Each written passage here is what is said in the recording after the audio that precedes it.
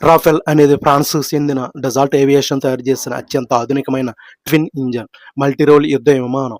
భారత వాయుసేన కోసం 36 రాఫెల్ జెట్లను ఫ్రాన్స్ నుండి కొనుగోలు చేశారు. ఇది శత్రువు రాడార్లకు చిక్కకుండా ఇది గంటకు 2222 కిలోమీటర్ల వేగంతో 9 టన్నుల వరకు ఆయుధాలను మోసుకెళ్లగలదు. ఈ French twin engine canard delta wing multi role fighter jet 5th generation సాంకేతికతో శత్రువులకు కనపడకుండా దాడి చేయగలదు.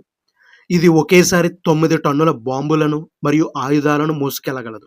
అంతేకాకుండా నౌకాదళం కోసం ఉపయోగించేవి 13 టన్నుల వరకు మోయగలవు. ఇందులో అత్యంత శక్తివంతమైన మిటియర్, స్కాల్ప్ మరియు హమ్మర్ వంటి క్షిపణులను పొందుపరిచారు. ఇవి వందల కిలోమీటర్ల దూరంలో ఉన్న లక్ష్యాలను కూడా ధ్వంసం చేయగలవు. దీని వేగం గంటకు సుమారు 2220 కిలోమీటర్ల వేగంతో ప్రయాణిస్తుంది. ఒకసారి ఇంధనం నింపితే 3700 కిలోమీటర్ల దూరం కూడా ప్రయాణించగలదు మరియు గాలిలోనే ఇంధనాన్ని నింపుకునే సామర్థ్యం దీనికి సొంతం. 2016 36 రాఫెల్ జెట్లను భారత్ దిగుమతి చేసుకుంది. 2026 నాటికి 114 అదనపు రాఫెల్ యుద్ధ విమానాల కొనుగోలుకు కూడా ఆమోదం లభించింది.